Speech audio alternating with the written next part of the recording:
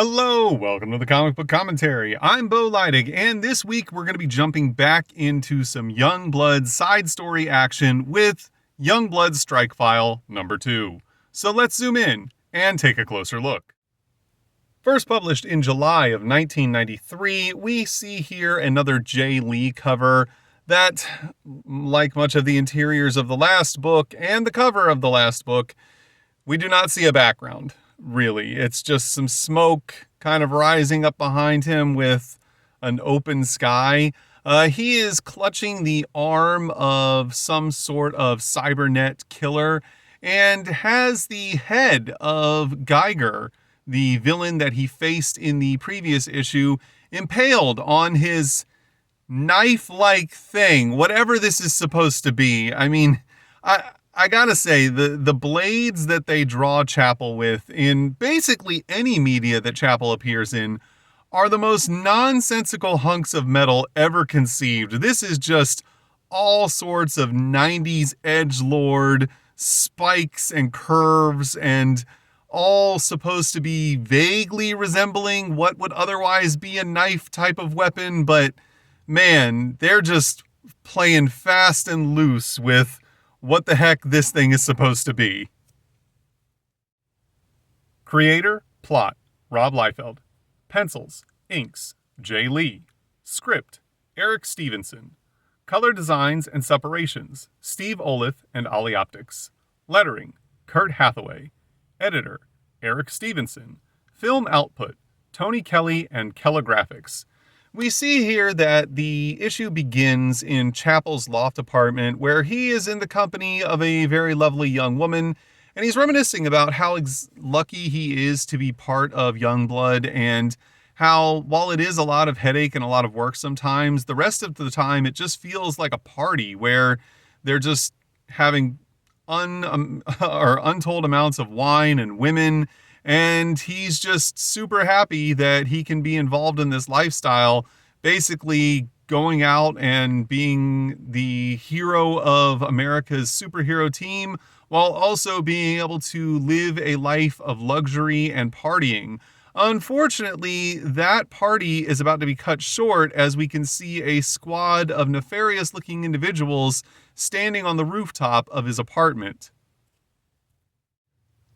The squad of individuals then crashes through the skylight. We can see they are definitely not fully human, as these characters resemble very much the members of Cybernet that we saw Chapel face alongside with Duke and Al Simmons in issue number 1. They unleash a hailstorm of bullets, hitting the woman with Chapel multiple times, killing her instantly. And Chapel grabs his gun and has time to think that at this point now, at least he won't have to have the awkward conversation in the morning as to whether or not this is a one-night stand or something more. However, he is quite upset about the woman being killed, and even more upset about the sanctity of his apartment being breached, as he prepares to enact instant justice and karma on these evildoers who have broken into his home. We then get an ad for the Prophet ongoing series. Now, as I'm recording this, I have not yet made it to the point where Prophet splits off from the mainline Youngblood series into his own ongoing series. But when I do, I will begin making videos about the Prophet ongoing series, so stay tuned if you're interested in that. Getting back to the story, we see that Chapel has literally no problems whatsoever dispersing the attackers, as we see them all thrown through a glass window, in pieces no less, and falling to the streets below.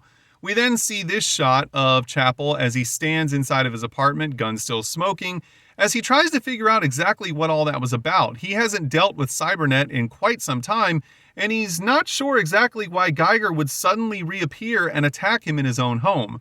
Also, I'd like to point out that Jay decided to grace us with some backgrounds in this panel, or at least, some semblance of a background, which is really what kind of annoys me the most about him not drawing backgrounds, is that you can see these buildings actually look halfway decent, and they actually work with the stylistic approach that he has to his character models. And I really feel like his artwork would benefit as a whole to start including backgrounds more so than he does, rather than just use a bunch of random colors and shapes in the backgrounds for most of his panels. And I'd also like to point out that this window makes literally no sense. You can see here that it was definitely a window pane that these men were thrown through, and we can even see parts of the frame of that window breaking loose. However, this just appears to be a random hole blasted through a wall that the glass of the window just sort of follows along, and none of that makes sense at all. No one would ever design a window to look like this.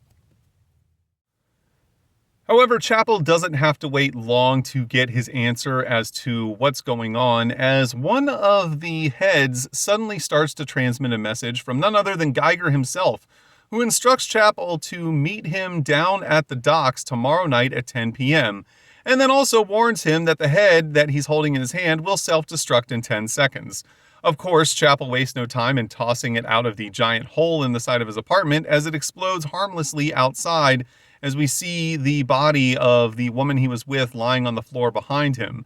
The next night, Chapel is at the docks, or approaching them, I guess, as I don't think the Washington Monument, which is in the background right here, is all that close to the waterfront in Washington, D.C. Also, I have a sense that there's more than one dock, in Washington, and the fact that Geiger just says, the docks, as if there's only one, and that's the one Chapel is going to show up at, seems kind of ridiculous.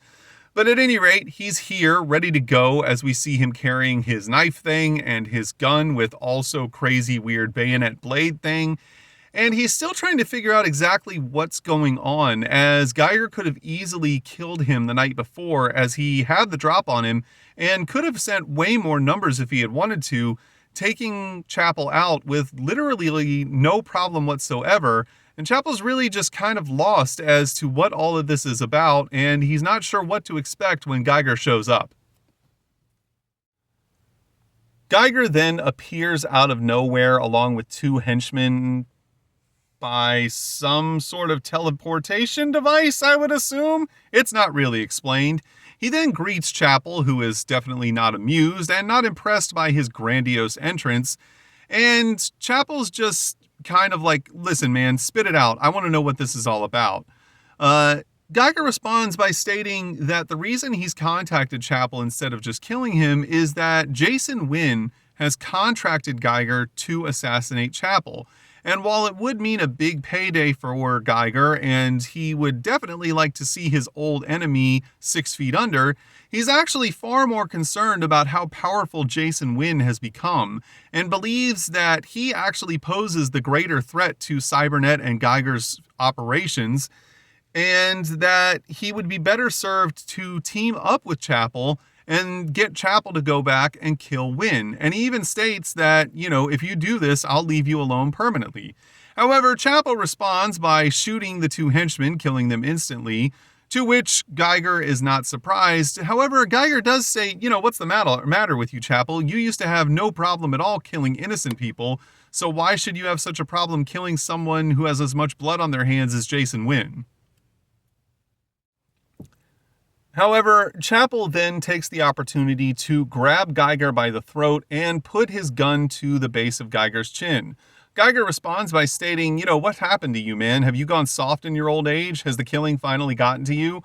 However, Chapel responds by pulling the trigger, blasting Geiger's head clean off of his body, leaving it in a smoldering pile of ash. However, this is the point at which Chapel finds out that this is not actually Geiger, but a remote drone that Geiger was controlling. As Geiger even states, did you really think I'd be foolish enough to come here in person? I'd watch my back if I were you, Chapel, because you've got more than enough enemies coming after you at this point, as we see that this story is to be concluded in the next issue. But once again, there is more. Just like we saw in issue number 1 of Youngblood Srikefile, here in issue number 2, we also get a double issue, of course, following the second part of the Die Hard story. And this is a really cool cover, by the way, with Die Hard on one side and Super Patriot on the other. I really dig this. I'm a huge Super Patriot fan. Anyone who watches the channel knows that. But I also really think that Die Hard was one of the more complex characters in Youngblood, and I'm glad to see him getting more of his own solo story that we can learn more about him in. Creator, writer, penciler, Rob Liefeld. Inks, Danny Meeke. Color design and separations, Steve Oliff and Ollie Optics. Lettering, Kurt Hathaway. Technical assistants, George McCarthy, Paul Scott. Editor, Eric Stevenson. Film output, Tony Kelly and Kella Graphics. The story begins with Die Hard already having infiltrated the Philadelphia branch of Cyberdata's operations, working his way into the facility, trying to figure out if in fact Super Patriot is housed in this facility, and trying to rescue his old comrade if indeed he is here. We then get a big 2-page splash of Die Hard fighting his way through a squad of shock troops, noting that the deeper he gets into the facility, it seems that the security gets tighter and there's more enemies coming his way, and that it almost feels like a video game in that sense. However, he also notes that he's not really struggling that hard to defeat what he's up against, and is actually kind of surprised that Cyberdata does not have a better security force than this. Die Hard thinks to himself that his prime objective is to locate and free Super Patriot as we see more of these Cyberdata shock troops surround him. He does, though, however, note that officially he's not supposed to be here and that this is classified under the covert operations of Central Intelligence. He then lunges towards the group of shock troops with his shield in hand that we did not see before. However, it is inferred during this issue that he potentially can make this shield materialize out of thin air. We saw it appear and disappear multiple times the first time he used it in the mainline Youngblood series, and that happens a few times in this issue as well, so it would make sense. However, it's not specifically explained that that's the case. He also notes that because of how basically like Black Ops this mission is, that he has to convince all of these shock troops that he was never here as he continues to fight his way through them. We then get an advertisement for Team Youngblood. I will get into Team Youngblood to an extent. I don't have a ton of Team Youngblood issues, and to be fair, I don't have a ton of Youngblood Srikefile issues either, but I will make videos about what I do have and continue to try and find the rest of these series as I go forward. We then get a second big 2-page splash of the shock troops trying to mob Die Hard and restrain him.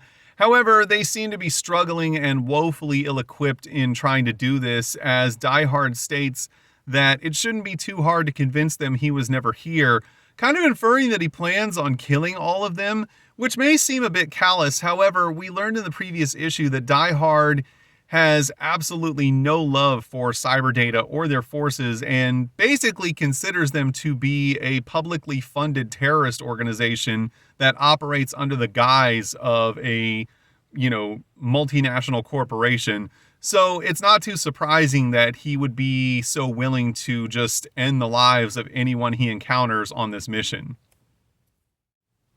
We then get not an advertisement, but a public service announcement from Ollie Optics, specifically from their mascot, Armature, whose name I could not remember for the life of me when I made my video on the Max issue number 6, and it was infuriating me at the time, stating that the better you draw, the better we color. Basically just trying to get people to continue to practice their craft and be involved in penciling. Very cool, and I'm always glad that they encouraged people to follow their passion and continue to perfect their craft in artistry. Getting back to the story, we see that Die Hard continues on his rampage through the Cyberdata facility, taking out every shock troop he encounters along the way, once again scoffing at how ill-equipped they seem to be to face off against him, and is really just kind of surprised that Cyberdata's security is so easily defeated by a single individual, despite the fact that he is incredibly powerful. He feels that they should have more than this to offer in terms of protecting their own facility. He also notes that this was the last place that Super Patriot was pinged and that he's been moved around a lot, and this is most likely due to the fact that Cyberdata knows they've got a hot potato on their hands. Then, of course, because this was drawn by Rob Liefeld, we get a 2-page vertical splash. Thanks a lot, Rob. Super easy to film this. where we see that Super Patriot himself has appeared and has guns pointed and at the ready at his old comrade Die Hard, who is kind of stunned at how large and imposing Super Patriot is now, and he expected him to be smaller. And we also notice that it doesn't seem as though Super Patriot is happy to see Die Hard, as he seems to be readying himself for battle.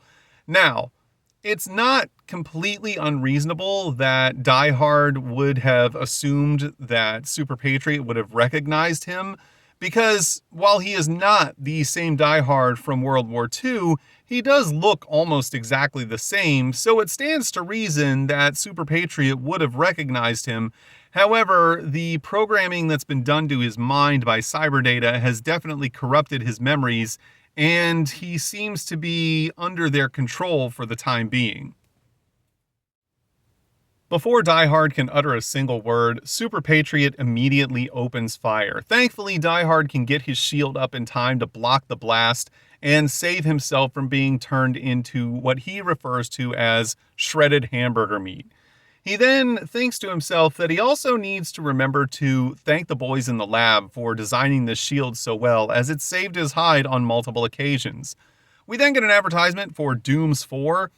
As I'm recording this video, I have, I think, like 2 random issues of Dooms 4. I'm trying to find more of them. I don't know when I will find those issues, but I can promise you that when I do, I will make videos on Dooms 4. Super Patriot then stops firing, and Die Hard realizes that he's in the middle of a reload, so he wastes no time in mounting his own counterattack. Lunging forward and tackling his old partner, he punches him in the face, but then also tries to jar his memory, stating, "Do you not recognize me? I'm Die Hard. I came here with glory. We're here to rescue you." And he continues his assault, realizing that Super Patriot is not responding and that he has to subdue his old partner before he can reload. Unfortunately, what he didn't realize was that Super Patriot was actually reloading this entire time, as he once again takes aim at Die Hard and prepares to unleash a full barrage at point-blank range. Die Hard throws himself back to avoid the shot, hitting a wall nearby, and when he recovers, he states that he activates his shield, which is what leads me to believe that he can make it appear and disappear at will. However, this is not specifically stated. He then throws it, and while it does connect with Super Patriot dead center in his chest, it does very little to deter him or even come close to stopping him, as Super Patriot once again presses his attack, lunging forward, trying to strike Die Hard, who ducks under his attack, and then tries to leap over him. However, Super Patriot reacts quick enough to catch Die Hard in midair as we see his guns preparing to fire once again. However, Die Hard quickly slips down out of his grasp and tries to subdue Super Patriot with a full Nelson. However, this is not enough to stop him, as Super Patriot just throws Die Hard off of him, as Die Hard even starts to think that he's shocked at how powerful Super Patriot is now, and that this is actually one of the most fearsome foes he's ever had to deal with, as he's not certain exactly how he's going to win this battle and try and rescue his old partner. However, as he looks up, he is stunned to see that Super Patriot is now standing over him, holding, I guess, a large piece of concrete that came from the floor. Perhaps it's not explained where he got this from, or even why it's so much of a threat to Die Hard, as it does seem as though this is an attack that Die Hard should be able to weather. However, Die Hard does realize that he's kind of reaching the end of the line and is very quickly running out of options, as we see that the story is to be concluded in the next issue. We then reach the Bloodlines letter section, where readers could write in to Rob and the crew at Extreme Studios to try and get some of their questions answered about Youngblood and the rest of the goings-on with Extreme's titles. But this one is a little different, because Rob starts out with a few paragraphs thanking Steve Oliff and Ollie Optics. This is because he was actually really struggling in terms of getting his product out and maintaining deadlines, which he kind of got better at, but not perfect at. And it was actually Steve Oliff and Ollie Optics that came to the rescue in Youngblood #4 and really kind of reinvigorated Rob, as he stated he was almost considering leaving Image and getting out of comics altogether, as he felt that he couldn't properly keep up with the workload, and that it was actually Steve and the Ollie Optics crew who were able to basically bail him out and actually reinvigorate him in terms of what he wanted to do with the entirety of the Extreme Studios line and where he wanted to go with the characters in the Image universe, and really just kind of made him redouble his efforts in terms of, you know, his desire to create all these new characters and new stories. And he really goes a long way in thanking Steve and everyone else at Ollie Optics for, you know, helping him get back to where he needed to be in order to run Extreme Studios and keep all of these stories going. There were a few interesting letters. Some of them were just, you know, a lot of like, hey, your stuff is great. We love Youngblood. This is the coolest comic book, blah, blah, blah. But there were a few points that I thought were important to note. One, that this storyline is happening before it's exposed that Chapel is the one who actually killed Al Simmons. So it is something that is basically being teased throughout the Chapel story in this Strikefile little mini-series portion. I shouldn't say mini-series. Strikefile was an ongoing series, but it was a lot of like small stories that were broken up into multiple issues. But it was kind of a revelation for a lot of readers. Like, holy crap, is Chapel the guy that killed Al Simmons? And, well, not anymore because it's been retconned. But originally, yes, it was. And it was a really big reveal. There's also someone else who writes in and kind of concurs with a letter that existed in the previous Bloodlines for Youngblood Srikefile, stating that they also wanted to see more character development in the Youngblood team.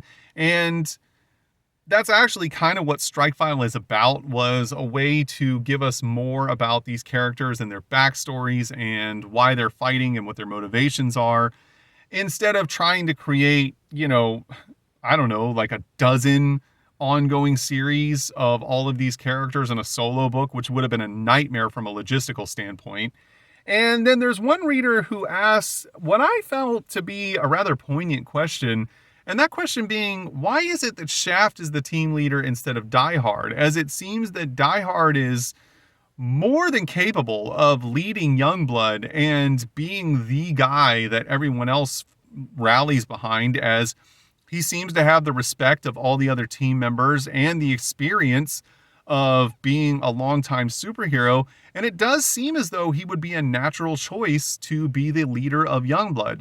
Now, Rob does not give a very specific answer as to why this is, but he does tell them to continue to read, as this is a story point that's going to be explained later on down the line. And that was Youngblood Srikefile #2. Overall, I thought the stories were really good. Again, I really do not like the fact that Jay Lee just kind of refuses to draw backgrounds for the most part. I find that to be really kind of amateur in a way, which is unfortunate because he's not amateur at all. His artwork is super cool, super stylistic. I understand if people don't like the style of his artwork, but I don't think you can really deny that his talent level is there. But I really feel like it kind of just doesn't fit what's going on in the story when every background of every panel is just shapes and colors and full panels of black. Like, I mean, I get it sets kind of a mood, but I feel like you could do a lot more if you were willing to draw full backgrounds for every panel, which we saw Rob Liefeld do in almost every panel during the Die Hard story. And to me, it really helped with the overall feel of what was going on. You really believed that Die Hard was in the middle of this high-tech facility, fighting his way through wave after wave of armed guards, trying to save his old comrade from a fate that's potentially worse than death. And that's where backgrounds, to me, can really come in and add so much to a story. Then again, these are just my opinions. Your opinions may be that Jay didn't need to do this and that the story works well enough without it and that his character models stand well enough on their own and that maybe Rob went overboard with the backgrounds and that he didn't need to draw all those. And if that's the case, it's okay because everyone's entitled to their own opinions. If you enjoyed today's video, please feel free to like, comment, and subscribe. And thanks for stopping by. Have a great day.